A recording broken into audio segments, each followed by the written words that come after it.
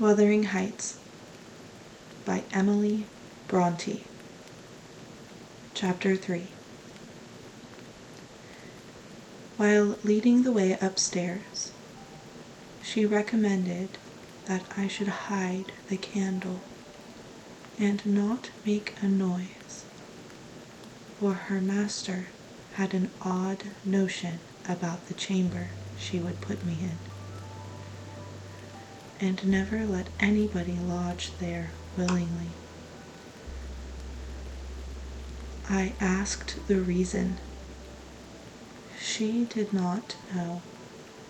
She answered, she had only lived there a year or two, and they had so many queer goings on, she could not begin to be curious.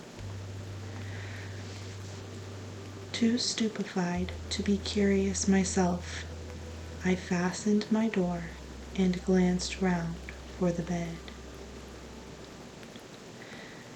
The whole furniture consisted of a chair, a clothes press, and a large oak case, with squares cut out near the top, resembling coach windows. Having approached this structure, I looked inside and perceived it to be a singular sort of old-fashioned couch, very conveniently designed to obviate the necessity for every member of the family having a room to himself. In fact, it formed a little closet, and the edge of a window, which it enclosed, served as a table. I slid back the paneled sides, got in with my light, pulled them together again, and felt secure against the vigilance of Heathcliff and everyone else. The ledge where I placed my candle had a few mildewed books piled up in one corner, and it was covered with writing scratched on the panes. This writing, however, was nothing but a name repeated in all kinds of characters, large and small. Catherine Earnshaw, here and there varied to Catherine Heathcliff, and then again to Catherine Linton. In vapid listlessness, I leant my head against the window and continued spelling over Catherine Earnshaw, Heathcliff, Linton, till my eyes closed. But they had not rested 5 minutes when a glare of white letters started from the dark, as vivid as spectres. The arm swarmed with Catherines. The air swarmed with Catherines, and rousing myself to dispel the obtrusive name, I discovered my candle-wick reclining on one of the antique volumes, and perfuming the place with an odor of roasted calf skin. I snuffed it off, and, very ill at ease under the influence of cold and lingering nausea, sat up and spread open the injured tome on my knee. It was a testament in lean type and smelling dreadfully musty. A fly-leaf bore the inscription, Catherine Earnshaw, her book, and a date some quarter of a century back. I shut it and took up another and another till I had examined all. Catherine's library was select, and its state of dilapidation proved it to have been well used, though not altogether for a legitimate purpose. Scarcely one chapter had escaped, a pen and ink commentary, at least the appearance of one covering every morsel of blank that the printer had left. Some were detached sentences. Other parts took the form of a regular diary, scrawled in an unformed, childish hand.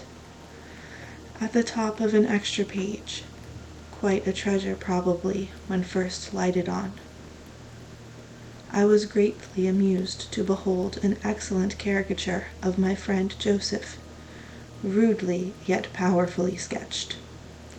An immediate interest kindled within me for the unknown Catherine, and I began forthwith to decipher her faded hieroglyphics. An awful Sunday, commenced the paragraph beneath. I wish my father were back again. Hindley is a detestable substitute. His conduct to Heathcliff is atrocious. H. and I are going to rebel. We took our initiatory step this evening. All day had been flooding with rain.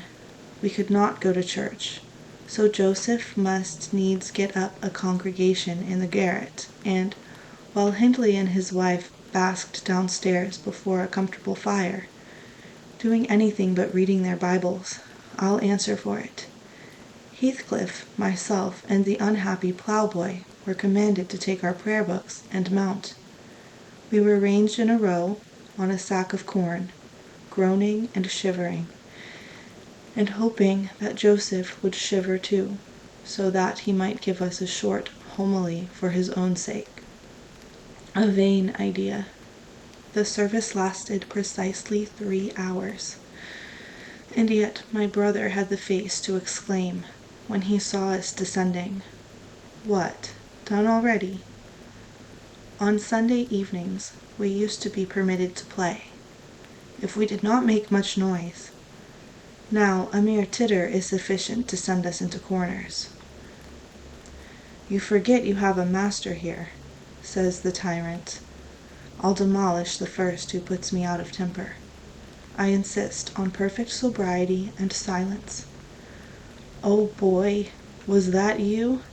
Francis, darling, pull his hair as you go by." I heard him snap his fingers. Frances pulled his hair heartily, and then went and seated herself on her husband's knee. And there they were, like 2 babies, kissing and talking nonsense by the hour.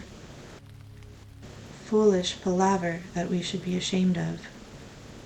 We made ourselves as snug as our means allowed in the arch of the dresser. I had just fastened our pinafores together and hung them up for a curtain, when in comes Joseph on an errand from the stables. He tears down my handiwork, boxes my ears, and croaks, "To Maester no but just buried, and Sabbath not o'ered. Unto sound o' to gospel still I your lugs, and your dar be laking. Shame on ye, sit ye down, ill childer. There's good books enough if ye'll read 'em. Sit ye down and think o' your souls." Saying this, he compelled us to square our positions that we might receive from the far-off fire a dull ray to show us the text of the lumber he thrust upon us. I could not bear the employment. I took my dingy volume by the scroop and hurled it into the dog kennel, vowing I hated a good book. Heathcliff kicked his to the same place.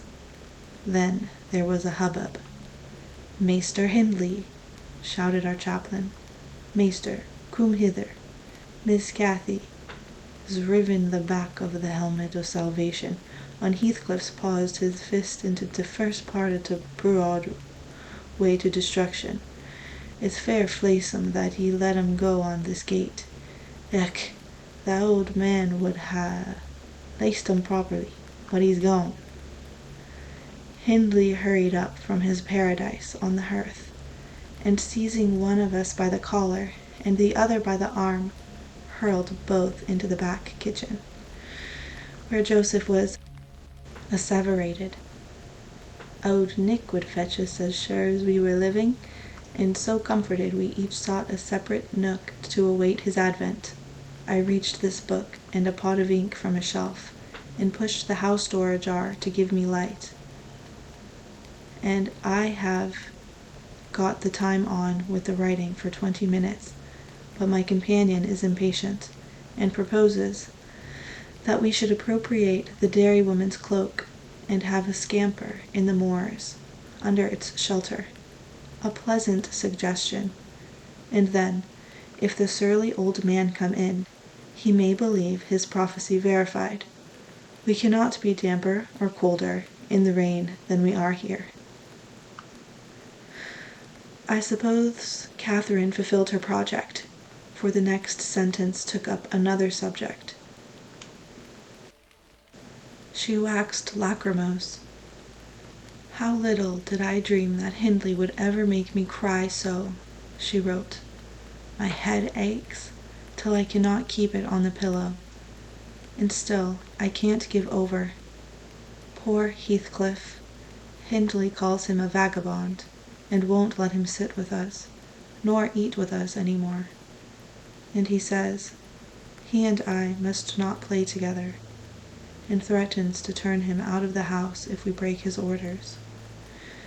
He has been blaming our father, how dared he, for treating H too liberally, and swears he will reduce him to his right place.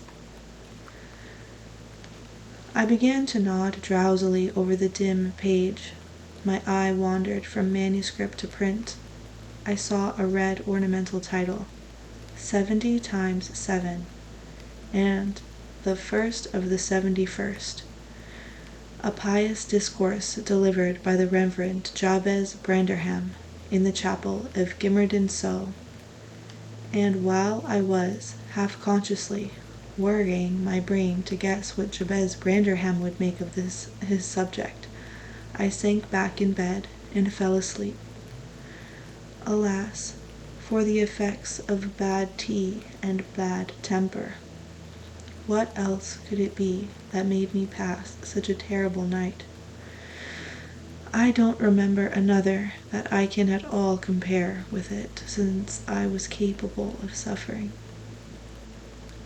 I began to dream, almost before I ceased to be sensible of my locality. I thought it was morning, and I had set out on my way home, with Joseph for a guide.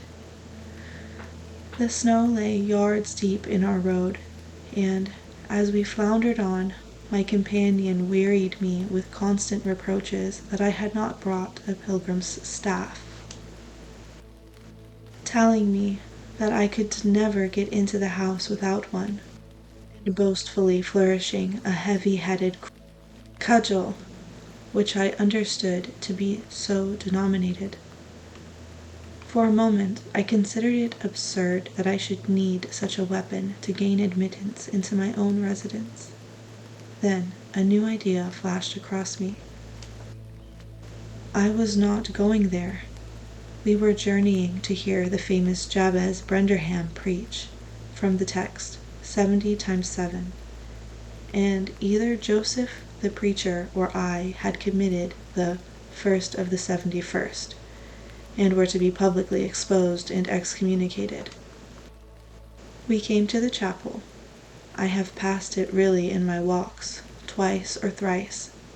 It lies in a hollow, between two hills, an elevated hollow, near a swamp, whose peaty moisture is said to answer all the purposes of embalming on the few corpses deposited there. The roof has been kept whole hitherto. But as the clergyman's stipend is only £20 per annum, and a house with 2 rooms, threatening speedily to determine into 1, no clergyman will undertake the duties of pastor, especially as it is currently reported that his flock would rather let him starve than increase the living by 1 penny from their own pockets. However, in my dream, Jabez had a full and attentive congregation, and he preached, good God, what a sermon, divided into 490 parts, each fully equal to an ordinary address from the pulpit. and each discussing a separate sin. Where he searched for them, I cannot tell. He had his private manner of interpreting the phrase, and it seemed necessary the brother should sin different sins on every occasion. They were of the most curious character, odd transgressions that I never imagined previously. Oh, how weary I grow, how I writhed and yawned and nodded and revived, how I pinched and pricked myself and rubbed my eyes and stood up and sat down again and nudged Joseph to inform me if he would ever have done. I was condemned to hear all out. Finally, he reached the first of the 71st. At that crisis, a sudden inspiration descended on me. I was moved to rise and denounce Jabez Branderham as the sinner of the sin that no Christian need pardon. "Sir," I exclaimed, "sitting here within these four walls at one stretch, I have endured and forgiven the 490 heads of your discourse. 70 times 7 times have I plucked up my hat and been about to depart. 70 times 7 times have you preposterously forced me to resume my seat. The 491st is too much. Fellow martyrs, have at him, drag him down, and crush him to atoms, that the place which knows him may know him no more." "Thou art the man," cried Jabez, after a solemn pause, leaning over his cushion. 70 times 7 times didst thou gapingly contort thy visage.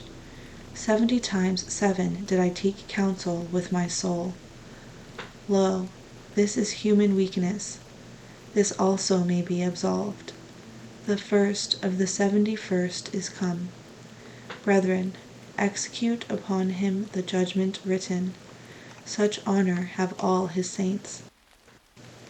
With that concluding word, the whole assembly, exalting their pilgrims' staves, rushed round me in a body, and I, having no weapon to raise in self-defense, commenced grappling with Joseph, my nearest and most ferocious assailant, for his.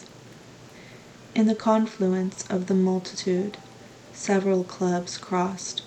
Blows aimed at me fell on other sconces. Presently, the whole chapel resounded with rappings and counter-rappings. Every man's hand was against his neighbor, and Branderham, unwilling to remain idle, poured forth his zeal in a shower of loud taps on the boards of the pulpit, which responded so smartly that, at last, to my unspeakable relief, they woke me. And what was it that had suggested the tremendous tumult? What had played Jabez's part in the row? Merely the branch of a fir tree that touched my lattice as the blast wailed by and rattled its dry cones against the panes. I listened doubtingly an instant, detected the disturber, then turned and dozed, and dreamt again, if possible, still more disagreeably than before. This time I remembered I was lying in the oak closet, and I heard distinctly the gusty wind and the driving of the snow. I heard also the fir bough repeat its teasing sound, and ascribed it to the right cause, but it annoyed me so much that I resolved to silence it, if possible. And I thought I rose and endeavored to unhasp the casement. The hook was soldered into the staple, a circumstance observed by me when awake, but forgotten. I must stop it, nevertheless, I muttered, knocking my knuckles through the glass, and stretching an arm out to seize the importunate branch, instead of which my fingers closed on the fingers of a little ice-cold hand. The intense horror of a nightmare came over me. I tried to draw back my arm, but the hand clung to it, and a most melancholy voice sobbed, "Let me in! Let me in!" "Who are you?" I asked, struggling, meanwhile, to disengage myself. "Catherine Linton," it replied, shivering. Why did I think of Linton? I had read Earnshaw 20 times for Linton. "I'm come home. I'd lost my way on the moor." As it spoke, I discerned, obscurely, a child's face looking through the window. Terror made me cruel, and finding it useless to attempt shaking the creature off, I pulled its wrist on the broken pane and rubbed it to and fro till the blood ran down and soaked the bedclothes. Still, it wailed, "Let me in," and maintained its tenacious gripe, almost maddening me with fear. "How can I said at length. "Let me go, if you want me to let you in." The fingers relaxed. I snatched mine through the hole, hurriedly piled the books up in a pyramid against it, and stopped my ears to exclude the lamentable prayer. I seemed to keep them closed above a quarter of an hour, yet the instant I listened again, there was the doleful cry moaning on. "Begone!" I shouted. "I'll never let you in. Not if you beg for 20 years. "It is 20 years," mourned the voice. 20 years. I've been a waif for 20 years. Thereat began a feeble scratching outside, and the pile of books moved as if thrust forward. I tried to jump up, but could not stir a limb, and so yelled aloud, in a frenzy of fright. To my confusion, I discovered the yell was not ideal. Hasty footsteps approached my chamber door, but he pushed it open with a vigorous hand, and a light glimmered through the squares at the top of the bed. I sat, shuddering yet, and wiping the perspiration from my forehead. The intruder appeared to hesitate, and muttered to himself. At last he said, in a half-whisper, plainly not expecting an answer, "Is anyone here?" I considered it best to confess my presence, for I knew Heathcliff's accents, and feared he might search further, if I kept quiet. With this intention, I turned and opened the panels. I shall not soon forget the effect my action produced. Heathcliff stood near the entrance, in his shirt and trousers, with a candle dripping over his fingers, and his face as white as the wall behind him. The first creak of the oak startled him like an electric shock. The light leapt from his hold to a distance of some feet, and his agitation was so extreme that he could hardly pick it up. "It is only your guest, sir," I called out, desirous to spare him the humiliation of exposing his cowardice further.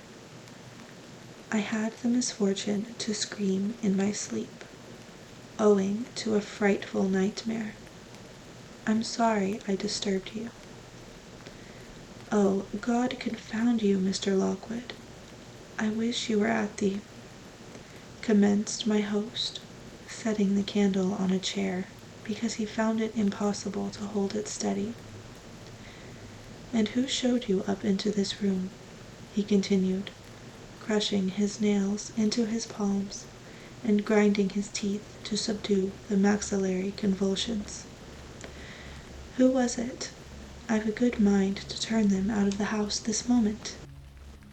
"It was your servant Zillah," I replied, flinging myself on the floor and rapidly resuming my garments. "I should not care if you did, Mr. Heathcliff. She richly deserves it. I suppose that she wanted to get another proof that the place was haunted at my expense. Well, it is, swarming with ghosts and goblins. You have reason in shutting it up, I assure you. No one will thank you for a dose of in such a den." "What do you mean?" asked Heathcliff. "And what are you doing? Lie down and finish out the night, since you are here. But, for heaven's sake, don't repeat that horrid noise. Nothing could excuse it, unless you were having your throat cut." "If the little fiend had got in at the window, she probably would have strangled me," I returned. "I'm not going to endure the persecutions of your hospitable ancestors again. Was not the Reverend Jabez Branderham akin to you on the mother's side? And that minx, Catherine Linton, or Earnshaw, or however she was called, she must have been a changeling, wicked little soul. She told me she had been walking the earth these 20 years. A just punishment for her mortal transgressions, I've no doubt." Scarcely were these words uttered when I recollected the association of Heathcliff's with Catherine's name in the book, which had completely slipped from my memory till thus awakened. I blushed at my inconsideration, but without showing further consciousness of the offense, I hastened to add, "The truth is, sir, I passed the first part of the night in—" Here I stopped afresh. I was about to say, perusing those old volumes. Then it would have revealed my knowledge of their written, as well as their printed, contents. So, correcting myself, I went on, in spelling over the name scratched on that window ledge, a monotonous occupation calculated to set me asleep, like counting or— "What can you mean by talking of this to me?" thundered Heathcliff with savage vehemence. How dare you, under my roof? God, he's mad to speak so." And he struck his forehead with rage. I did not know whether to resent this language or pursue my explanation, but he seemed so powerfully affected that I took pity and proceeded with my dreams, affirming I had never heard the appellation of Catherine Linton before, but reading it often over produced an impression which personified itself when I had no longer my imagination under control. Heathcliff gradually fell back into the shelter of the bed as I spoke, finally sitting down almost concealed behind it. I guessed, however, by his irregular and intercepted breathing, that he struggled to vanquish an excess of violent emotion. Not liking to show him that I had heard the conflict, I continued my toilet rather noisily, looked at my watch, and soliloquized on the length of the night. Not 3 o'clock yet. I could have taken oath it had been 6. Time stagnates here. We must surely have retired to rest at 8. Always at 9 in winter, and rise at 4, said my host, suppressing a groan, and, as I fancied by the motion of his arm's shadow, dashing a tear from his eyes, Mr. Lockwood, he added, you may go into my room. You'll only be in the way, coming downstairs so early, and your childish outcry has sent sleep to the devil for me. And for me too, I replied. I'll walk in the yard till daylight, and then I'll be off, and you need not dread a repetition of my intrusion. I'm now quite cured of seeking pleasure in society, be it country or town. A sensible man ought to find sufficient company in himself. Delightful company, muttered Heathcliff. Take the candle and go where you please. I shall join you directly. Keep out of the yard, though. The dogs are unchained, and the house, Juno mounts sentinel there. And, nay, you can only ramble about the steps and passages, but away with you. I'll come in 2 minutes. I obeyed so far as to quit the chamber, when, ignorant where the narrow lobbies led, I stood still and was witness, involuntarily, to a piece of superstition on the part of my landlord which belied, oddly, his apparent sense.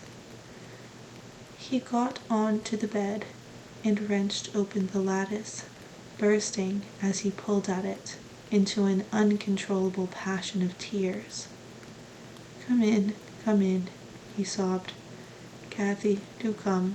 Oh, do, once more. Oh, my heart's darling, hear me this time. Catherine, at last. The spectre showed a spectre's ordinary caprice. It gave no sign of being, but the snow and wind whirled wildly through, even reaching my station and blowing out the light. There was such anguish in the gush of her grief that accompanied this raving that my compassion made me overlook its folly, and I drew off, half angry to have listened to all, and vexed at having related my ridiculous nightmare, since it produced that agony, though why was beyond my comprehension.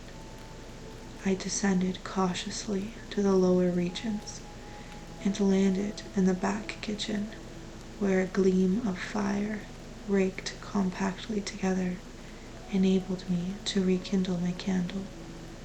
Nothing was stirring except a brindled gray cat, which crept from the ashes and saluted me with a querulous mew. 2 benches, shaped in sections of a circle, nearly enclosed the hearth.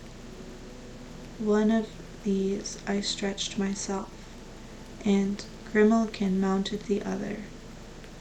We were both of us nodding ere any one invaded our retreat, and then it was Joseph, shuffling down a wooden ladder that vanished in the roof, through a trap, the ascent to his garret, I suppose. He cast a sinister look at the little flame which I had enticed to play between the ribs, swept the cat from its elevation, and bestowed himself in the vacancy, commenced the operation of stuffing a 3-inch pipe with tobacco. My presence in his sanctum was evidently esteemed a piece of impudence too shameful for remark. He silently applied the tube to his lips, folded his arms, and puffed away. I let him enjoy the luxury unannoyed, and after sucking out his last breath and having a profound sigh, he got up and departed as solemnly as he came. A more elastic footstep entered next, and now I opened my mouth for a good morning, but closed it again, the salutation unachieved, for Hareton Earnshaw was performing his orison sotto voce in a series of curses directed against every object he touched, while he rummaged a corner for a spade or shovel to dig through the drifts. He glanced over the back of the bench, dilating his nostrils, and thought as little of exchanging civilities with me as with my companion, the cat. I guessed by his preparations that egress was allowed, and, leaving my hard couch, made a movement to follow him. He noticed this and thrust an inner door with the end of his spade, intimating by an inarticulate sound that there was the place where I must go if I changed my locality.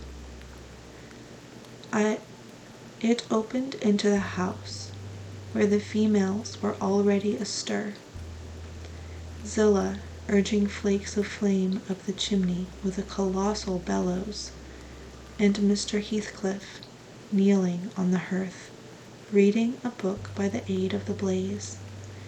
She held her hand interposed between the furnace heat and her eyes, and seemed absorbed in her occupation, desisting from it only to chide the servant for covering her with sparks, or to push away a dog now and then that snoozled its nose over-forwardly into her face.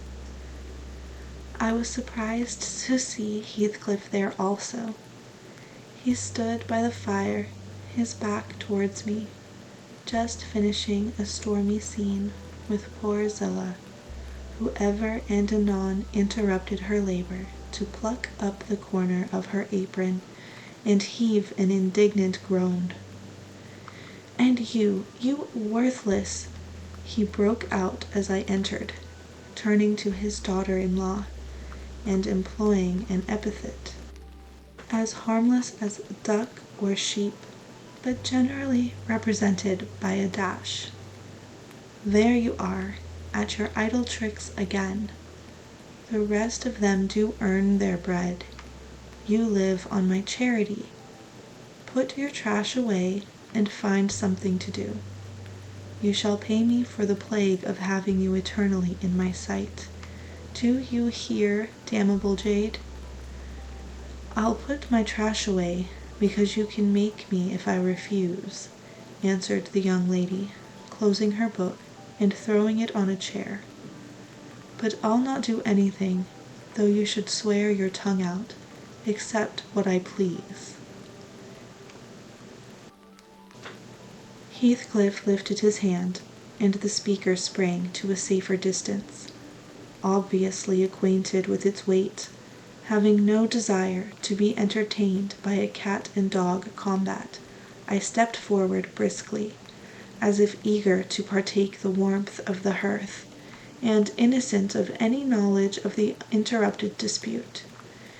Each had enough decorum to suspend further hostilities. Heathcliff placed his fists, out of temptation, in his pockets.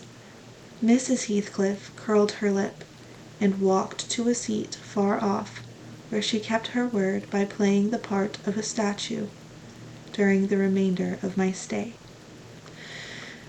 That was not long. I declined joining their breakfast, and, at the first gleam of dawn, took an opportunity of escaping into the free air, now clear and still and cold as impalpable ice. My landlord hallooed for me to stop air, I reached the bottom of the garden and offered to accompany me across the moor. It was well he did, for the whole hill back was one billowy white ocean, the swells and falls not indicating corresponding rises and depressions in the ground.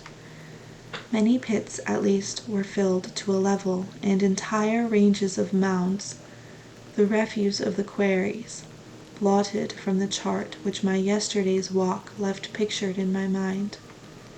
I had remarked on one side of the road, at intervals of 6 or 7 yards, a line of upright stones continued through the whole length of the barren. These were erected and daubed with lime on purpose to serve as guides in the dark.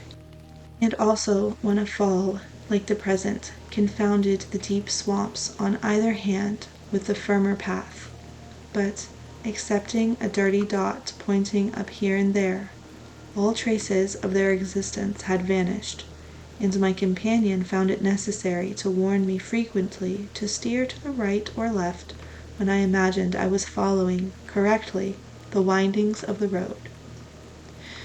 We exchanged little conversation, and he halted at the entrance of Thrushcross Park, saying, I could make no error there.